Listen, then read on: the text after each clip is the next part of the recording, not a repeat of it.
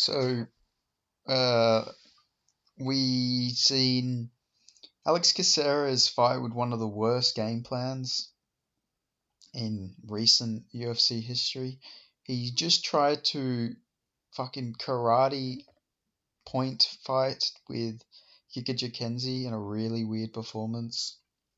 He didn't shoot a single takedown on Giga Chikadze, and yeah, just got fucking outpointed pretty much. Really weird performance from Alex Caceres. I like honestly, I just don't know what his fucking game plan was here.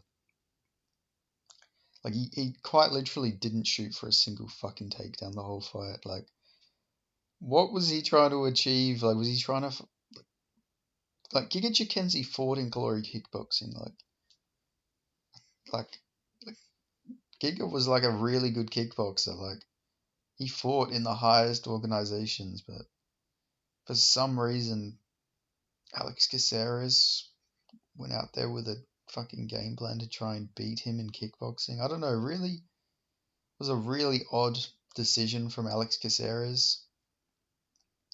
I honestly just don't understand it, but he was landing some shots in here like here and there, but it was pretty obvious that the Giga Chikadze was landing the better shots and clearly won. But yeah, just really weird to see from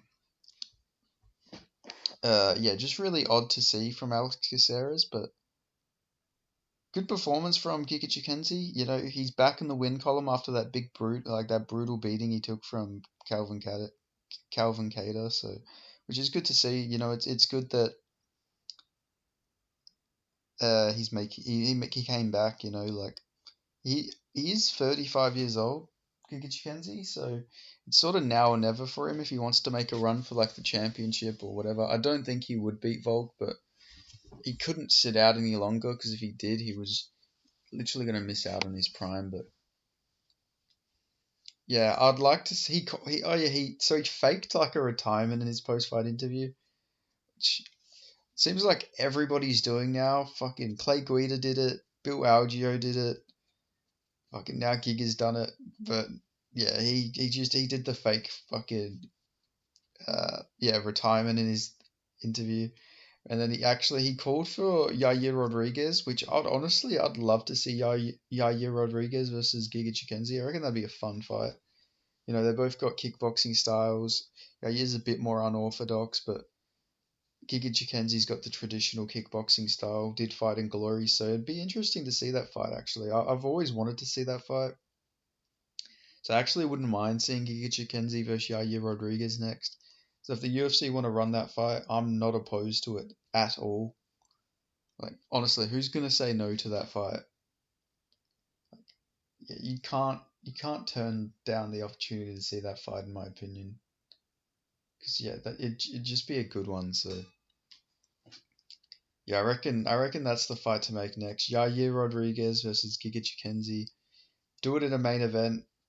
You know, there's no way that could be boring. And for Alex Caceres, man, like I don't know, he's gonna look back and he's gonna be real frustrated. He didn't shoot a single takedown. He didn't go for like he just stood there getting caught with left hooks, getting caught with body shots, getting caught. Like I don't know. I just sometimes I think what were fighters' game plans? Like what were they actually planning out there? Like they're just standing there and getting pieced apart. Like you have a former glory kickboxer out there and you don't shoot a single takedown. Like I don't know. Like I don't know. I just don't understand it sometimes. Sometimes fighters just don't have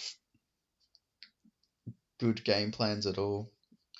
And I think I don't think it's a controversial opinion to say that this is one of those times because Alex Caceres, man, what were you doing? Like, you didn't even like give Giga the thought that you would shoot a takedown. You let Giga literally just have no fear of a takedown or any submission attempts or anything like that. You just let him get his flow on the feet pretty much. But Caceres was landing some shots and everything, but none of them were real big damaging shots. While Giga on the other hand was just landing the more damaging shots, the bigger shots, and landing more shots. You know. So yeah, that was definitely really odd from to see from Alex Caceres, but still good performance from Giga Chikadze. You know, it's good that he's back in the win column. He is a villain. Like the guy plays a really good bad guy, so it's good to have somebody like that who everybody can hate on. But yeah, honestly, either Yair Rodriguez versus Giga Chikadze next, or you could do him versus Brian Ortega, because I don't know where the fuck Brian Ortega's been. Brian Ortega's been sitting out for years. It feels like he'll come back, disappear for a year and a half. So yeah, I don't know. He's somehow ranked higher than Ilya Taporia in the rankings, which makes no sense. Ilya Taporia should definitely be ranked higher than Brian Ortega. What's Brian Ortega done? His last win was the Korean Zombie, who's now on a two-fight losing streak. You know, and then before that, who was his last win? Frankie Edgar. So you know, Brian Ortega like shouldn't be that ranked that highly. So we got to get Brian Ortega a fight because no way he should be in the top five at this point in his career. Like he hasn't fucking done anything. But yeah, so Giga Chikadze versus Yair Rodriguez or Brian Ortega next. Who says no to that? They'd both be fun fights. And you know, you can, you know, he got a win here, so yeah, it just makes sense to get Giga a fight. You know, he's an older guy. Get him in the rankings. You know, get him some fun fight or something. So yeah, I reckon that makes sense.